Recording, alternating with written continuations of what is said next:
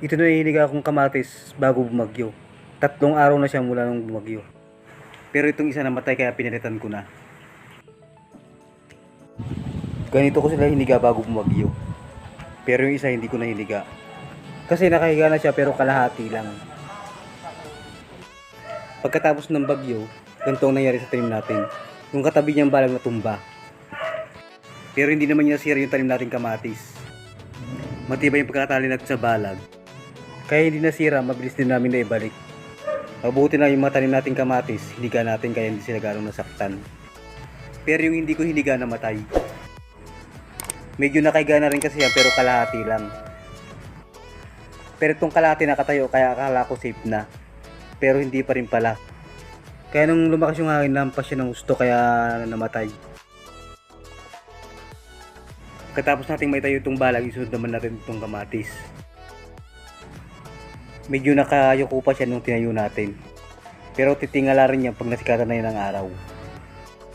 Pero itong hindi natin hiniga nung bumagyo, ayaw nang bumangon, naglantang kamatis na siya. Kaya ang ginawa ko dito, binunot ko lang saka ko pinalitan. Kaya mas mainam na tayo ang maghiga sa mga tanim natin bago bumagyo kaysa ang bagyo ang maghiga sa mga tanim natin. Dahil kapag ang hangin na naghiga sa tanim natin nadala ng bagyo, malaki ang tsansa na mamatay. Kadalasan pagkatapos ng bagyo, tumataas ang presyo ng gulay. Kaya ang kailangan natin gawin dito para mabilis lumaki, alagaan natin mabuti. Ngayon ito na sila. Medyo malaki na, halos gabaywang ko na. Tapos namumulaklak na rin sila. Yan daw, marami silang bulaklak. Nagsisimula na. Ito yung una niyang bulaklak.